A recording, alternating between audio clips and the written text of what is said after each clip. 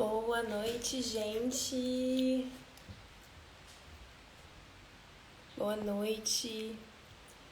Espero que todos consigam acessar aí essa live, que foi um pouco de surpresa, foi um pouco de inspiração deste domingo, pra gente conversar um pouquinho, já que está chovendo de novo. Espero que todos estejam bem.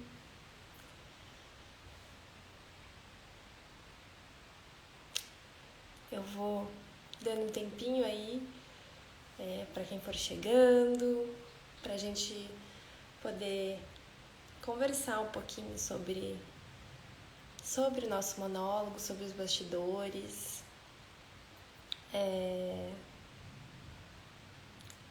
Sobre a ideia, né, desse grande projeto que é o Conversas com Annie Ernaux, que é um projeto, na verdade,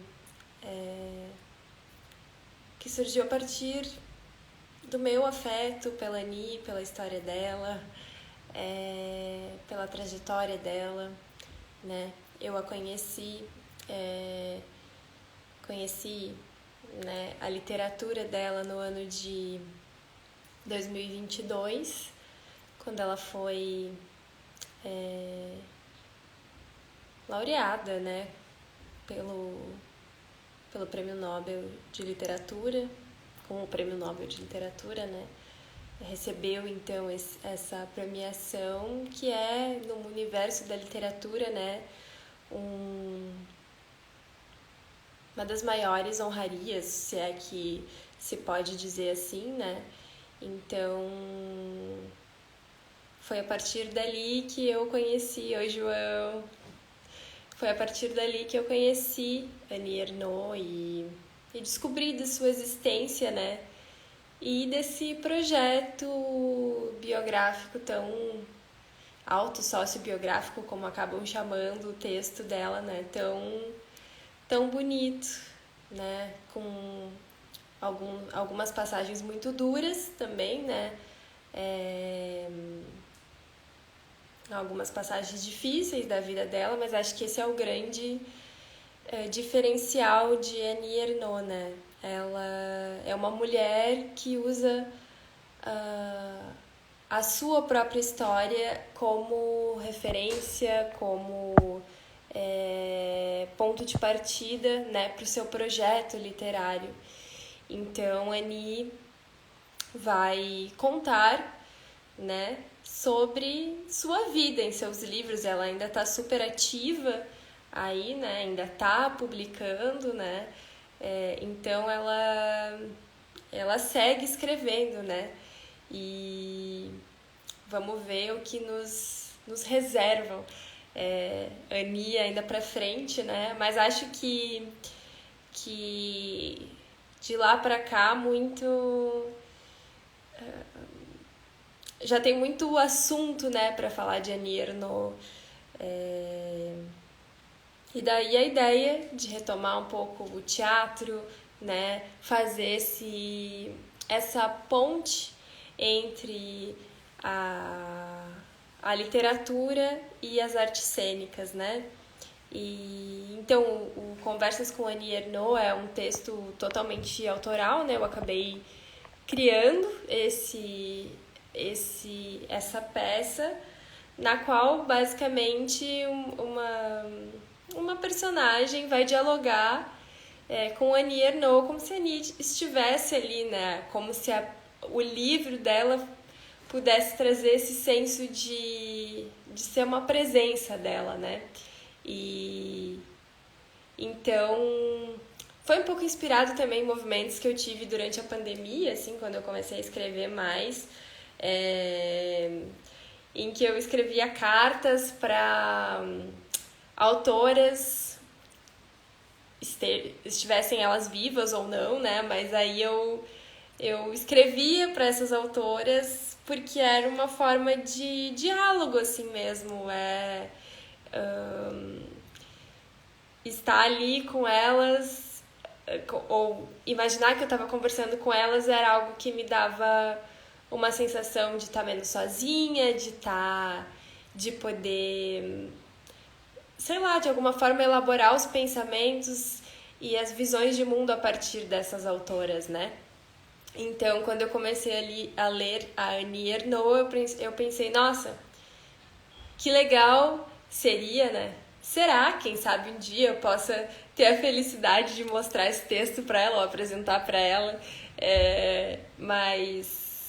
ou enfim, que isso chegue nela de alguma forma, né? Mas a ideia foi um pouco essa, de imaginar esse encontro com a Annie para poder falar dos temas da obra dela que são tão atuais, são tão necessários, são tão recorrentes, né? Mesmo essa semana a gente viu, né, que alguns assuntos aí estão quentes, estão super na pauta, estão principalmente no que se refere aos direitos reprodutivos, porque tem uma passagem da vida dela que é bem específica nesse sentido, né, de quando ela era jovem, universitária.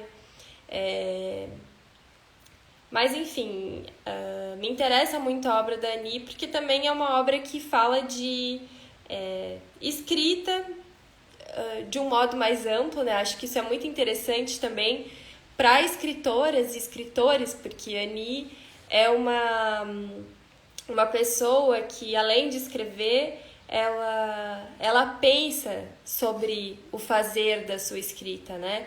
Então, ela procura muito estar refletindo essa escrita enquanto um ato político, essa escrita enquanto um projeto maior, né? O que ela vai expor, o que ela vai abordar, o que ela não vai abordar, que efeitos pode ter essa escrita para o mundo, para as pessoas em que ela chegar, né? Para as pessoas que entrarem em contato com ela. Então, é uma escritora muito, eu acho, consciente assim, do que ela procura fazer. Embora, talvez, como ela salienta bastante no último livro, né, Escrita como Faca, nem sempre é fácil identificar esses processos, né, que inspiram a escrita e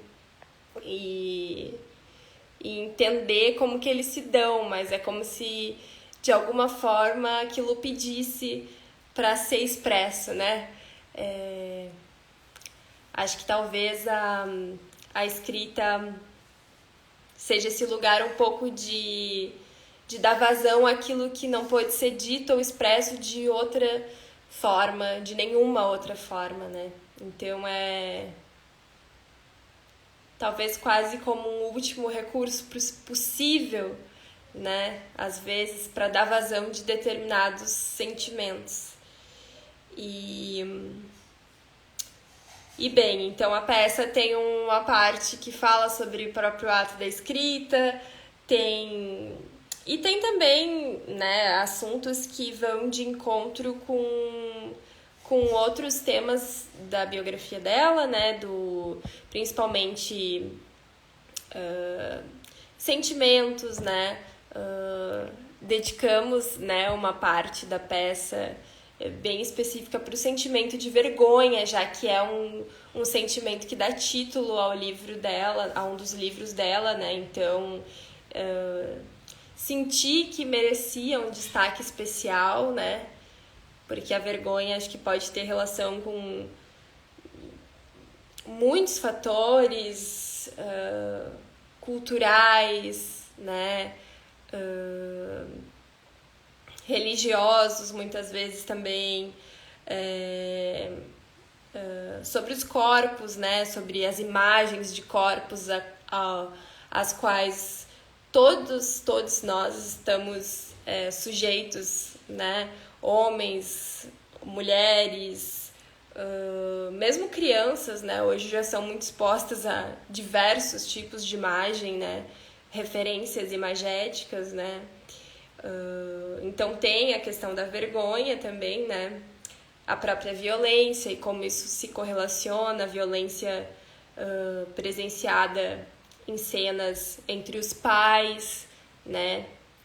a vergonha, às vezes, nesse sentido de uma mobilidade social, né? Afinal, ela vinha de uma família, ela vem de uma família características interioranas e depois ela acessa todo um outro universo, né? A partir dos seus livros, da sua literatura. Então, tem toda essa parte de pensar a questão da vergonha com o lugar também, né? Com os lugares que se acessa, com as sensações que a gente pode ter de adequação ou inadequação em relação a esses lugares, né? Questionar um pouco isso. Será que existe um lugar ao qual se pertença de fato, né? Ou será que a gente vai buscar esse lugar de se sentir adequado a partir de outras referências, talvez ao longo de toda a nossa vida, não sei, né?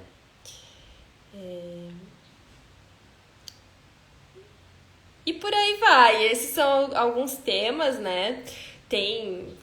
Procuro falar um pouco dessa parte das relações afetivas também, né?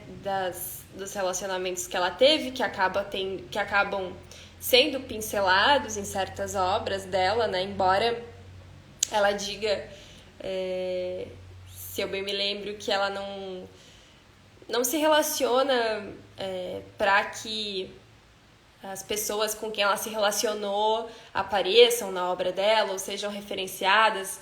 Na verdade, ela entende que, pela minha pesquisa acerca da autora, né, que a partir da escrita ela consegue reelaborar melhor e compreender melhor que papel teve uma determinada pessoa na vida dela, naquele momento específico da vida dela, né? Então, acho que a obra de Annie sempre tem muito disso, de ver como situar as relações dentro de um tempo, de um espaço, de um lugar específico, né? Ela considera muito o contexto para tentar entender isso, né? Então, daí pra gente pensar sobre relações afetivas, né? A peça tem um teor mais dramático, mas tem alguma coisa de risada no meio também, né? Eu acho que logo de início do projeto, quando chamei a ler pra gente, disse, vamos fazer isso, sabe? A gente tem essa oportunidade, né, de trabalhar no campo das artes cênicas com essa autora que é tão inspiradora e ter o auxílio dela ali no início, quando a gente ainda ia estrear na Casa de Cultura no dia 4 de maio, achando, né, que ia dar tudo certo, que ia ser uma correria, mas ia dar tudo certo, e no fim aconteceu tudo que aconteceu, né? Então a gente teve que dar uma parada, né? E essa reestruturada nos processos. Mas a Lê apoiou, veio junto, a gente saiu em casa, né? E a gente foi chegando num tom que eu acho que a gente consegue tanto poder se divertir em alguns momentos, quanto tratar de temas sérios e que são muito, muito atuais e que se mostram cada vez mais atuais, né? Inclusive, né, a gente vai entrar na pauta do acontecimento, que é um dos livros dela, que vai falar dessa experiência, né? Então, que ela teve ao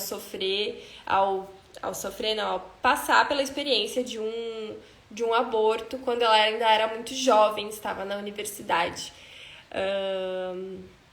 Sim, João, tem muitos livros de Annie já aí que estão acessíveis e disponíveis em português, que dá para ler, dá para se inspirar, dá para buscar referência, mas claro, não é uma obrigação, não é preciso ter lido nada de Annie para assistir a peça, afinal a gente vai discutir de assuntos que a gente vai, né, tentar trazer assuntos que são de atualidade, de sociedade, são referências, assim, para qualquer um de nós, e acho que é importante que todos se questionem sobre elas, né, assim, acho que é momento de reflexão sobre, né, então nós vamos falar de vida das mulheres, Alguns livros interessantes eu já fui referenciando aqui, né? Tem o livro O Lugar, que ela escreveu logo após a morte do pai. Então, eu não tenho certeza agora se é o lugar ou se é a vergonha. Eu acho que é o lugar. E tem o A Vergonha também, onde ela fala muito também sobre a sua cidade de origem, né? A cultura das pessoas ali. Yvetot, se eu não me engano. Yvetot, eu acho que é a cidadezinha onde ela nasceu e passou boa parte da infância e da adolescência. Então, ela tem os seus livros, muitos referenciam, são uma investigação desse passado, muito possivelmente para a autora tentar entender as referências, né, para quem ela se tornou, de onde que ela veio. Acho que é um exercício que todos podemos fazer, né, olhar para o nosso passado, olhar para as nossas referências, olhar para o nosso, do lugar de onde a gente veio, para tentar entender quem nós somos hoje, né, e poder talvez pensar também quem nós queremos ser, né, e nos tornar. Afinal, se a gente pensar na Beauvoir, que também é conterrânea da Ernaux, né, conterrânea no sentido da França, né, não de cidade, mas esse pensamento que a gente vai se tornando quem a gente é. A gente não é um processo completo, finito, pronto. Não, a gente está em construção, né? Assim como a Ernaux está com a obra dela, né? A Escrita como Faca e Outros Textos, eu acho que ele é muito interessante para pessoas que gostam de escrever, porque ele traz entrevistas, cartas, trechos de diários, em que, de fato, vai dar para tentar, ela vai filosofar mesmo em cima do ato da escrita em si, né? Eu ainda estou estudando a obra da Annie também, né? Da Annie Ernaux. Acho que estudar uma autora sobre a qual a gente tem o desejo de fazer uma adaptação, assim. Na verdade, não é uma adaptação, né? Tá bom deixar isso claro. Esse texto, essa peça é totalmente autoral, então, assim, o texto, ele é todo original, né? Ele não é uma adaptação de nenhuma das obras da Annie. Nenhum personagem vai ser caracterizado ali, não vai ter nenhuma cena específica da vida dela. Aliás, eu acho que isso pode ser outro projeto muito legal de se fazer, né? Talvez, como nós somos um grupo menor de pessoas trabalhando, a gente tá com um formato mais como eu vou dizer assim, é um espetáculo mais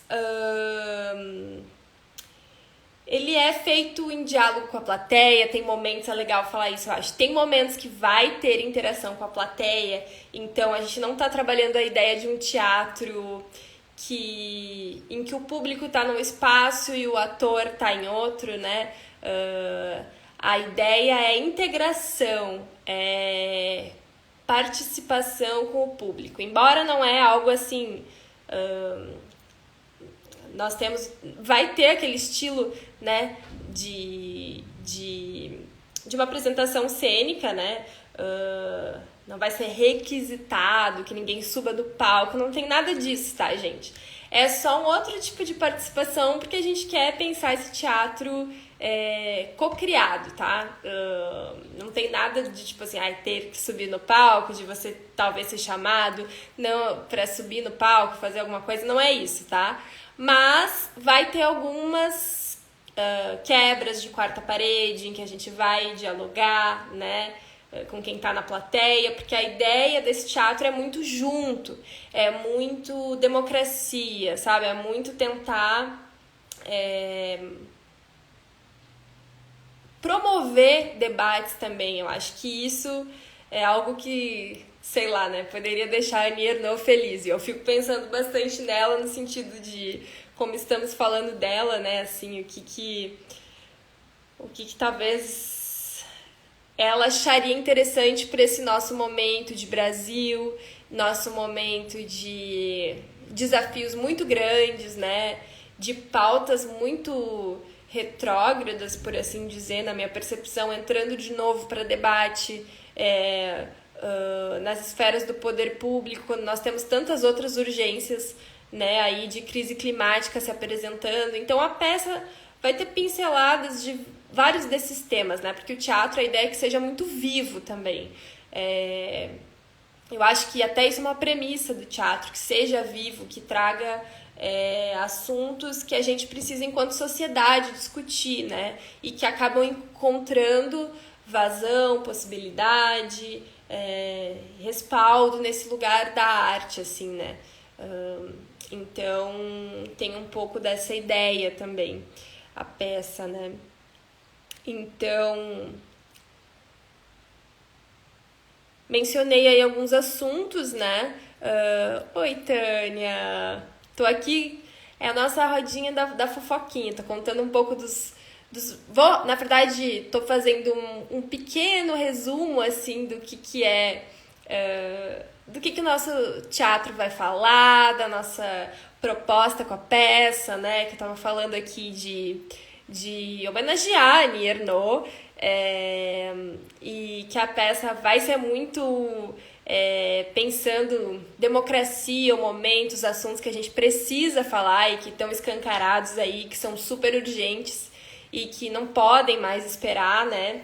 Então vai ter momentos de uma participação ou outra com o público, ninguém vai ser chamado para ter que ir lá em cima do palco, nem nada disso. Aquela coisa que às vezes as pessoas ficam com medo de pagar mico, não é nada disso, mas vai ter quebras de quarta parede pra gente poder dialogar um pouco junto no decorrer da peça. Dialogar não, digamos assim, pensar junto, sabe? Então vai pegar temas centrais da obra dela, né? Eu elenquei alguns desde... É isso mesmo, Annie Ernaux é o hoje, total, né? É o agora, é o essa semana, né? Então, sim, a gente vai nos temas importantes, a gente vai falar do acontecimento, que, aliás, João, é um outro livro dela que eu acho super recomendável, né? Assim, eu cheguei a assistir o filme, O Acontecimento, porque o livro foi adaptado para o cinema. Nesse caso, é uma adaptação literal, né? Diferentemente dessa peça, que é um texto autoral, que é um texto... É um monólogo mesmo, ele não é uma adaptação do livro, ele não traz cenas da vida dela, nada disso, é só uma personagem dialogando com ela e referenciando temas da obra dela, né? Mas tem o filme O Acontecimento, que foi inspirado no livro. Esse sim vale muito a pena e carrega toda essa carga de drama do que ela está vivendo ali enquanto jovem, universitária. Eu sei que já tem algum streaming disponível. Qualquer coisa me perguntem depois, se vocês quiserem, que para quem eu quiser pedir aqui no inbox, ou enfim, tem um streaming que eu sei que está passando esse filme, O Acontecimento. E, bom, além do Acontecimento, temos Os Anos, que é um livro em que ela pega... ela vai fazer uma descrição, né, de uma passagem de anos, literalmente, assim. Então é muito interessante ver como é forte, né, uma mulher escrevendo e deixando um registro da história sob a sua perspectiva. Nesse sentido, né, fica uma obra que pode ser revisitada, que pode nos permitir olhar para um contexto específico, num lapso de tempo específico. Então, esse livro é muito recomendado por sociólogos, inclusive. Eu já tive em rodas de conversas em que ele surgiu. Por quê? Porque aí a gente vai pensar a escrita, o lugar da mulher e o lugar da política num lapso de tempo específico, né? Então, eu acho que é muito interessante, assim, porque tu pode estudar tanto a história quanto a psique da mulher dentro do contexto dessa história, né? Então, ela nos dá acesso a algo que é muito rico, a algo que é muito bonito e generoso, assim. Acho que tem alguns momentos da peça que eu procuro falar isso para homenagear, né? Porque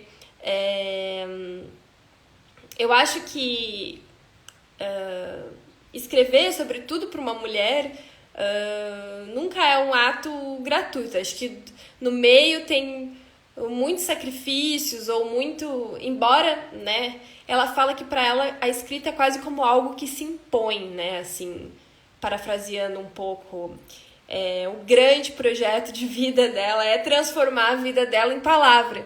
Então, talvez, não sei nem se é muito uma escolha consciente, talvez seja mais como algo que ela realmente precisa fazer para estar bem, para conseguir estar no mundo, se colocar, enfim, embora ela diga que ela não está sempre direto escrevendo, há momentos em que ela tem muitos outros compromissos, tem outras tarefas, enfim, né, a vida acontecendo, então ela não está sempre escrevendo, mas ela procura estar bastante ativa sempre que possível, acho que porque ela entende hoje, pelo que eu já li de entrevistas também na revista 451, né, e outros... É muito interessante porque tem realmente muito material de qualidade sobre Annie Ernaux também já na internet. Tem uma entrevista na 451 que eu recomendo muito, que eu acho que só pesquisar no Google Annie Ernaux 451 revista, vai aparecer a entrevista e já dá para ter uma ideia dessa linha de pensamento dela, né? Tem vídeos, entrevistas no YouTube que foram feitos com pessoas selecionadas pela editora Fósforo, que publica a Annie aqui no Brasil. Então tem materiais muito bons que foram feitos de entrevistas com o pessoal da Livraria Baleia aqui de Porto Alegre. Enfim, papos sobre temas que estão na obra dela, né? E eu acho que pesquisando isso tudo eu vejo assim que hoje ela entende, né, que escrever é o seu grande ato político. No livro A Escrita como Faca, ela chega a referenciar que ela também agora ela já passou dos 80 anos, ela já está com uma idade que exige certos cuidados, por assim dizer, né? Então, assim, acho que ela tem consciência da idade que ela tem, o que não a impede de fazer muitas coisas, mas que nessa fase da vida ela compreende que escrever é o seu ato político maior, né? De vingar a sua raça, entre aspas, como ela usa essa expressão, né? Assim, de falar pelas mulheres, né? Falar de direitos e tudo isso. Então, ela diz que hoje, por exemplo, coisas que ela costuma fazer, né? Assinar abaixo-assinados em favor de certas causas que ela defende, né? Para pressionar poderes públicos. Mas que o grande ato mesmo dela é escrever, né? E enfim, e acho que é um pouco isso, assim. Vamos ver perguntas. Quais temas te impactaram mais, inclusive considerando o monólogo?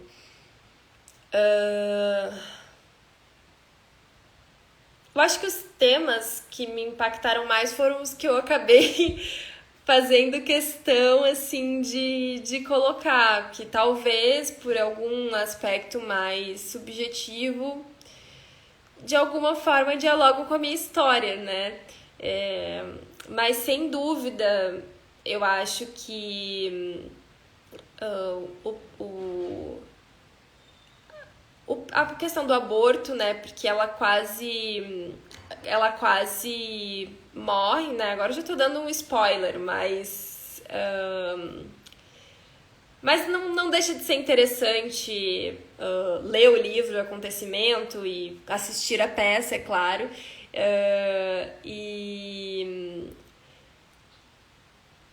E assistir o nosso monólogo também, por favor. Mas a questão do aborto, eu acho, porque diz respeito a muitas outras questões, assim, o que isso interfere no corpo das mulheres, né, nessa lógica dos corpos, no que a criminalização do aborto simboliza em relação a direito à vida das mulheres e que mulheres, né? Quais são as mulheres que muitas vezes morrem por conta de abortos clandestinos mal sucedidos, né? Que são sobretudo mulheres negras, né? Sem nível de escolaridade, sem companheiro. A Annie Ernaux faz um ato lindíssimo, porque ela sobrevive à sua tentativa de aborto quando jovem para poder continuar estudando, porque ela não tinha rede de amparo, então se ela tivesse que levar a gestação adiante sozinha, muito possivelmente ela teria que largar os estudos, né? Então, ela pratica esse ato e acaba né, quase morrendo, mas consegue sobreviver, mas a realidade é que aqui no Brasil muitas mulheres não sobrevivem, essas mulheres têm um perfil específico, né? A gente tem... deixa eu ver se eu me lembro a estatística bem certinha agora, mas... eu acho que é isso sim, são dados do Fórum de Segurança Pública. Uma mulher morre a cada 2 dias no país por conta de abortos mal sucedidos, né? E aí que a gente se questiona, né? Que mulheres são essas? Que perfil de mulher é esse, né? A gente começa a enxergar o aborto sobre essa questão dessa ótica da saúde pública mesmo, né? Assim, e não apenas por um viés religioso, né? Assim, então... na verdade, isso são todos assuntos para serem conversados e assuntos que estão pedindo para se apresentar, né? Porque quando a gente fala em corpo, quando a gente fala em leis que tem relação direta com corpos, nós estamos falando também sobre que corpos merecem viver, né? E que corpos que são descartáveis, né? Que é até muito interessante pesquisar. Outra autora que está me ajudando a construir o texto também é a Butler, né? Que vai ter esse conceito de...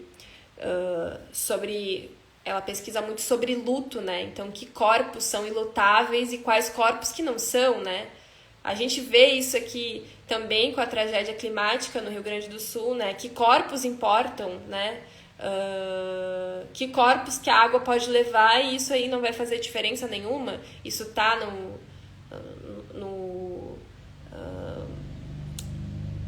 como eu vou dizer, já tá no cálculo, né? Que alguns corpos aí vão ser perdidos, mas a gente pode levar isso adiante, a gente pode continuar derrubando árvore, construindo prédios, sabe? Será? Que lógica é essa? Vamos pensar, né? Porque é de fato muito triste, né? E aí entrando um pouco também em tudo que está acontecendo aqui, a gente teve que parar, né? Com toda a campanha da peça, com toda a nossa ideia de fazer a nossa estreia. A gente teve uma semana muito angustiante ali, em especial, né? Naquela semana ali de maio, onde a gente estava com divulgação da peça, né? A gente estava, né, procurando se movimentar, se mobilizar para divulgação, inclusive o intuito dessa live também é falar que nós agora podemos, né, ter um norte, né, uma ideia, né, a nossa peça. A gente passou por esse período de muita agonia ali naquela semana e onde na verdade tudo parou também, porque obviamente a Casa de Cultura depois, né, encheu de água também, então seria totalmente impossível fazer um espetáculo lá e mesmo naquela semana as informações que a gente tinha já eram de muita agonia, porque quando você vai fazer um evento que vai envolver pessoas, você precisa pensar na segurança dessas pessoas, na locomoção dela, fora que assim, né, aquelas primeiras semanas ali de maio, a gente teve que parar para reavaliar de novo necessidades básicas de sobrevivência e tentar ajudar quem estava passando por necessidades muito primordiais mesmo, assim, por mais que se quisesse pensar em teatro, né, eu dialoguei com com a Lê, como eu falei, que estava me dirigindo, né, que tem me dirigido até aqui, e a Graziela Hansen, que também estava junto na parte de foto, e a gente está junto, né, ainda na parte de pensar a fotografia e toda essa parte mais conceitual também junto do espetáculo, né. E, bom, e a gente entendeu que a prioridade número 1 era direcionar esforço para ajudar quem estava precisando de abrigo, de alimento e de um abraço, às vezes até, né? Porque é uma situação de calamidade pública, é um cenário de guerra, inclusive, e que ainda tá com uma aparência muito distópica, assim.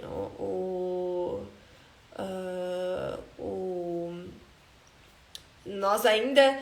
Hoje é um dia, por exemplo, que gera uma certa angústia, porque de novo começa a chover, de novo a semana tem previsão de chuva, né? Nós temos aí...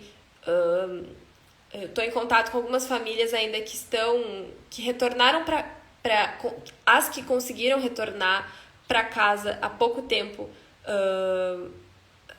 ainda estão em condições muito precárias, às vezes as crianças sem escola, por exemplo, né?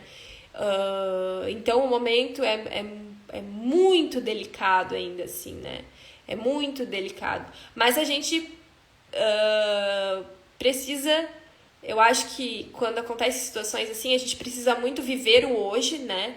Pensar assim, é um dia de cada vez. Vamos lá. Esse dia, o que eu posso fazer? Como eu posso ajudar e como eu posso me ajudar também.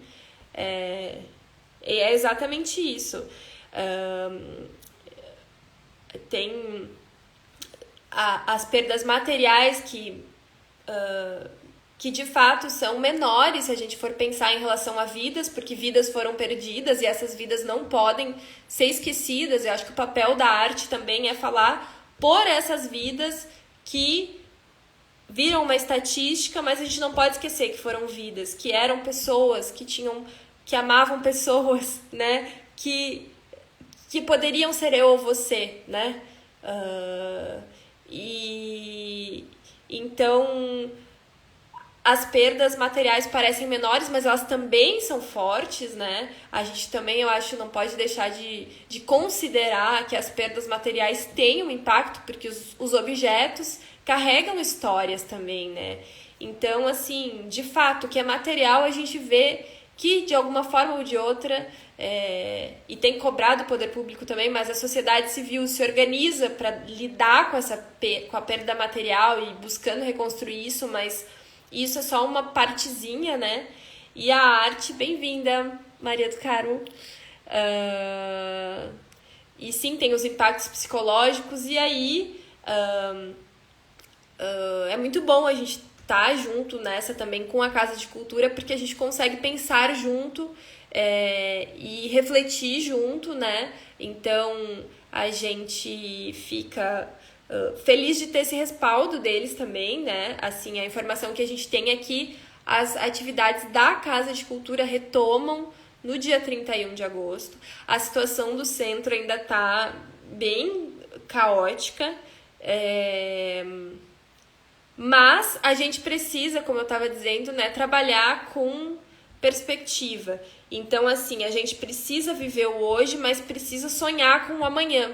Eu acho que isso é uma coisa que eu tô tentando agora, porque o teatro é vivo, como eu disse, né? Então, eu tô buscando, a gente tá buscando, né, em conjunto. Aliás, tem algumas outras iniciativas que eu não posso falar aqui hoje ainda, porque eu quero esperar a confirmação de datas, mas algumas iniciativas que a gente tá tentando pensar pra gente poder se reunir e dialogar sobre a peça antes da estreia, pra gente falar do texto em conjunto, né?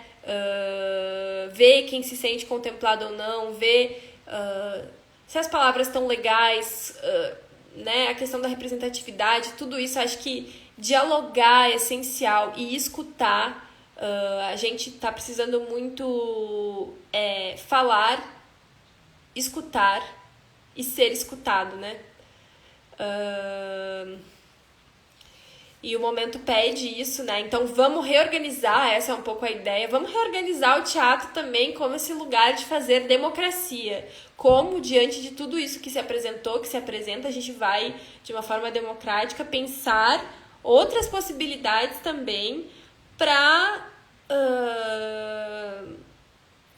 reconstruir esse Estado, mas também pensar a nível de país, né? A gente não pode querer voltar para um normal que é um normal em que vidas são perdidas como se não fossem nada, em que a gente não consegue enxergar humanidade no outro, né? É difícil, a gente vive um modelo, acho que econômico, estrutural, onde a gente ver a humanidade no outro é cada vez mais difícil e a gente precisa fazer esse exercício diariamente, né? De olhar que o outro é um ser humano também e que olhar que se outra vida humana está sendo descartável e está sendo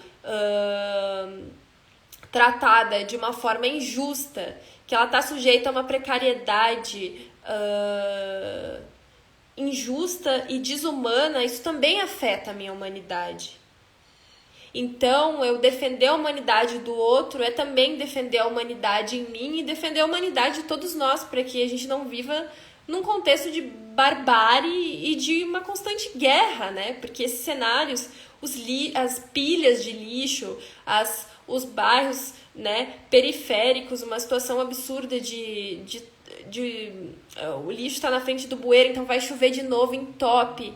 É caos, né? E é desumano nesse sentido. Então eu acho que o papel da arte nesse momento é questionar e dizer, nós há uma ideia de normalidade que coloca vidas em risco, que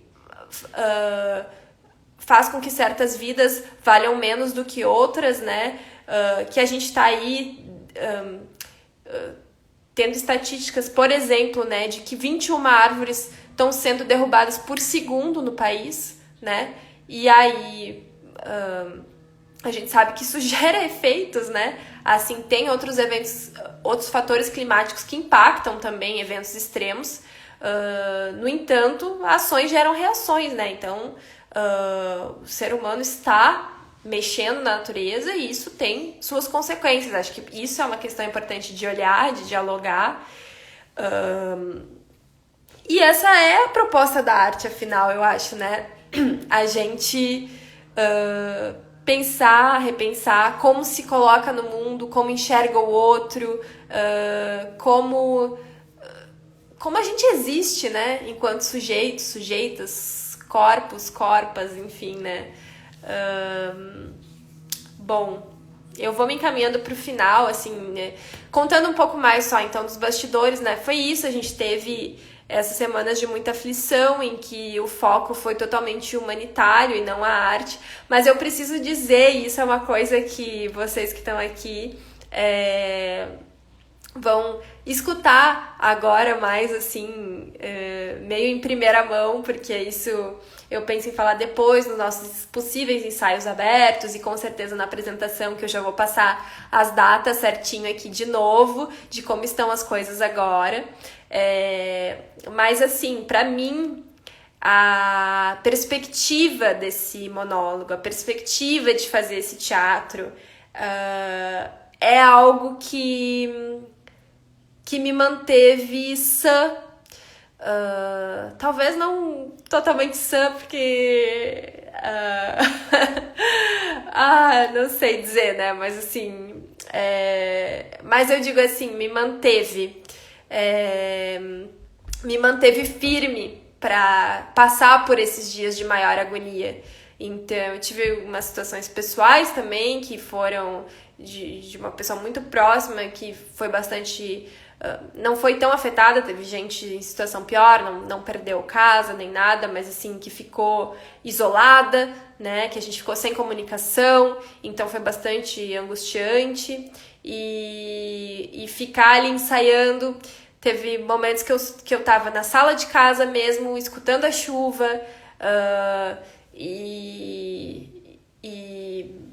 com a agonia daquelas notícias vindo, e eu pensava, eu vou ensaiar essa peça porque eu quero ver esse público lá e acreditar que essas pessoas vão vir e que um dia a gente vai estar fazendo isso aqui de forma coletiva e trocando sobre esse texto e a gente vai poder se reunir novamente. Isso vai ter um significado ainda mais profundo, porque se trata de também pedir, falar, colocar, não deixar passar batido, sabe, o que aconteceu e fazer também por aquelas pessoas que agora estão sem voz ou que estão muito traumatizadas. Eu acho que é importante de tentar a gente seguir falando, sabe, do que é importante, do que é relevante, das pautas que são prioridades, né? A gente falar de direitos das mulheres falar também da forma como nós vamos tratar o feminino, não só no sentido de seres humanos, mas de seres além de humanos ou mais que humanos, como diz a Eliane Brum, né? Mas que também são essenciais à manutenção de toda a vida, de todo o ecossistema, né? De falar da importância de cuidar da natureza, das árvores, da Amazônia, né? De não violar esses direitos, né? Da nossa terra, né? Assim como a gente não quer que os nossos corpos, enquanto pessoas que se identificam como mulheres, sejam violáveis, né? Então, trazer um pouco de tudo isso, eu acho que é a ideia. Sempre é complicado, eu acho, para a classe artística quando acontecem esses tipos de eventos extremos, porque a gente acaba sendo muito afetado no sentido de que nesse momento, né, é difícil fazer arte, até conseguir pensar nisso, porque a gente retorna de novo a um lugar que é muito de um cuidado ainda muito primordial, né, da necessidade básica de alimentação, abrigo, aquecimento, e é importante sim, só que a arte também vem para questionar como que a gente vai poder ir além disso, né, e não retroceder nas pautas, e sim garantir direitos, né, garantir dignidades, garantir cuidados básicos de saúde e infraestrutura para todas as pessoas, todas as pessoas que habitam esse planeta, porque isso pode até parecer uma ideia utópica, né? E, no entanto, a utopia, se a gente vive hoje algo, né, que tem sido comparado, né, a gente vê essas imagens do livro O Conto da Aia, que vale muito ler também, né, em que a gente parece que está numa sociedade distópica, né, ou seja, uma situação absurda, né, de retirada de direitos, né. O distópico, na verdade, é aquilo que é o oposto do utópico, né? Que é aquela ideia de um mundo muito maravilhoso, muito perfeito, muito lindo, e que também é distante, né? Mas eu vinha conversando com a Maria do Carmo, a utopia, embora seja distante, ela é aquilo que nos mobiliza adiante. Se a gente tem essa crença na utopia, a gente pode até saber que certos direitos, certos direitos e certas visões de mundo que a gente pensa para uma sociedade melhor, talvez elas não vão acontecer nem enquanto a gente estiver vivo. Talvez isso seja para outras gerações, para gerações futuras, para gerações das nossas crianças, né? Para gerações que são pequenos agora, e talvez nem na deles, talvez nos que vêm depois dele, mas a utopia é isso que nos faz seguir adiante pensando, sim, eu quero um mundo melhor, não é só para mim, é pro que vem depois, e por isso eu me mobilizo, e a partir daí eu me mobilizo, e a partir de ver que teve mulheres no Brasil extraordinárias, né, e aí eu vou citar algumas aleatoriamente aqui, que a gente fala um pouco na peça também, Carolina Maria de Jesus, a gente teve Inise da Silveira nos campos da psicologia, a gente tem Eli Alves Cruz, aí hoje Conceição Evaristo, são muitas mulheres, até é difícil citar nominalmente sem ser injusta, né? Mas essas mulheres, embora a gente saiba que são exceções, sim, né? A gente não pode cair no mito da meritocracia de achar que essas mulheres, se elas puderam, todas podem. Não, né? A gente quer que todo mundo... eu penso assim, né? Essa noção de equidade, né? Que se multipliquem as Carolinas Marias de Jesus, que elas não sejam só uma dentre milhares e que as outras não vão conseguir avançar em seus projetos, em seus estudos, enfim, por uma série de questões estruturais, socioeconômicas, políticas. E, no entanto, né, para fechar, essas mulheres nos alimentam, pelo menos a mim, esse senso de utopia, que é pensar assim, nossa, é possível, sabe? Se uma escritora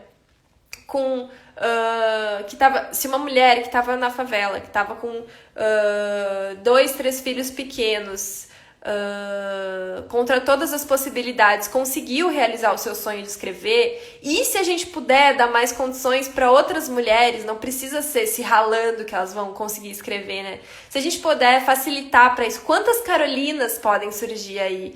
Como isso pode gerar menos violência, menos morte, né? E mais beleza, mais arte, né? Então, enfim, eu vim correndo pra live, até esqueci de pegar minha água e eu tô só tagarelando. Vai dando uma sede, mas enfim. Então, me encaminhando para encerrar, eu tô muito feliz de poder dizer que dentro dessa ideia de utopia, a Casa de Cultura, né, nos comunicou, então, como eu disse, que em agosto as atividades vão ser retomadas. Então, a gente espera muito que, de fato, dê tudo certo, mas assim como foi até aqui, em que nós dialogamos diretamente com todo mundo que já tinha comprado ingressos, primeiro para fazer uma votação para uma possível outra data em maio, e aí em maio a gente viu que seria totalmente inviável seguir em maio, então a gente comunicou todo mundo e disse, ó, em maio não conseguiremos, não tem condições, né? Mas a gente destinou 30% da bilheteria para o Cibai, que faz acolhimento de imigrantes em Porto Alegre, que se transformou num abrigo também durante esse período ali de maio. A gente agora, via comunicação da Casa de Cultura, que nos diz, sim, a princípio retomaremos em agosto. A gente de novo dialoga com quem já tinha se programado para ir para a peça e por votação escolhe essa data. Nós tínhamos 2 opções, mas por votação fica definida a data do dia 31 de agosto, sábado, às 19 horas. Então o horário se mantém o mesmo, mas em princípio a peça fica para o dia 31 de agosto, sábado, às 19 horas, no Teatro Bruno Kiefer, que fica no 6º andar da Casa de Cultura Mário Quintana, ali na Rua das Andradas, no centro de Porto Alegre. Então, do que a gente espera muito, que tudo dê certo até lá, que o centro consiga se reestruturar dentro das suas possibilidades, né? A gente vai estar atento para isso também. A gente está com bilheteria aberta, então quem puder comprar ingressos ajuda muito a gente. Não só né, na questão operacional da peça, como também a gente manter esse sonho vivo e continuar fazendo, né? Então, nós estamos aí com a bilheteria aberta. Quem quiser pode chamar por mensagem aqui no Instagram mesmo, dizendo se quer ingressos, né? Nós temos os ingressos a partir de R$40, que é o ingresso, a entrada inteira, né? Tem a meia entrada, que fica 20, que aí é para estudante e sênior. E temos o ingresso convênio, que fica no valor de R$30, que é para, sobretudo, profissionais da área da saúde, da defesa civil, aí, que também auxiliaram na questão de resgates. Professores também, né, podem ter esse desconto no ingresso, ficando no valor de R$30. Então, dá para compartilhar essa live, né? Já chama os amigos, bora, vamos pro teatro, vamos ajudar a reconstruir o centro, vamos apoiar Casa de Cultura, vamos apoiar a arte, vamos apoiar pessoas que estão querendo manter a arte viva, né? É um gesto político também, onde a gente vai colocando nosso dinheiro, né? Então é isso. E aí, só chamar a gente aqui por inbox, a gente tá conferindo todos os dias as mensagens que vão entrar. A gente também vai comunicar aqui pela página sobre possíveis ensaios abertos, né? Sobre tudo que tiver de possibilidade pra gente se encontrar, dialogar em torno da peça, a gente vai comunicar vocês aqui. E é isso. Quem puder, compartilha a live. Muito obrigada pelas presenças. E vamos em frente, né? É muito complexo, às vezes, a gente usar a arte, a caneta, o teatro como uma força de resistência diante, às vezes, de outras forças que parecem tão violentas, assim, mas a gente vai junto, a gente vai conseguir e vai ser muito lindo a gente no teatro junto, né? Olá, Maria!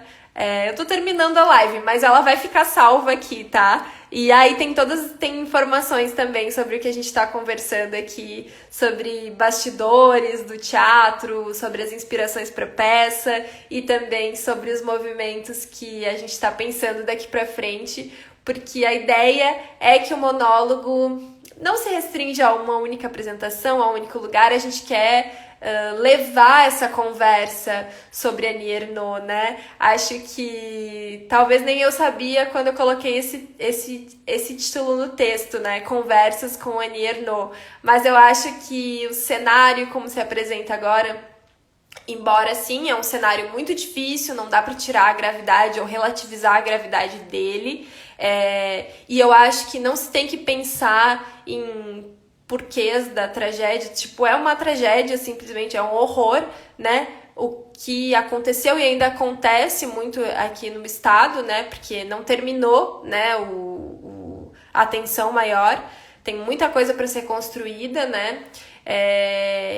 Só que dentro da ideia de utopia, eu acho, como a gente falava há pouco, a gente precisa algo que vai nos mover adiante, né? Nos impulsionar a sair da cama todos os dias e querer buscar e ir em busca de construir realidades mais justas, mais dignas. E isso a gente faz com democracia, a gente faz com diálogo, a gente faz com troca, a gente faz estando junto, abraçando, né? A gente faz reconhecendo a humanidade no outro, que é reconhecer a humanidade também na gente, né? Então, não é sobre tentar entender o porquê desse momento, de tudo que está se vivendo, é sobre talvez ver como agir, o que fazer da melhor forma possível dentro do contexto que se apresenta. E aí é esse convite pra gente teatrar juntos e chamem mais amigos, chamem mais amigas, compartilhem essa live, compartilhem da nossa bilheteria e a gente tá muito querendo muito fazer isso acontecer. E vai acontecer por causa de vocês. Um grande beijo. Fiquem bem. Se cuidem.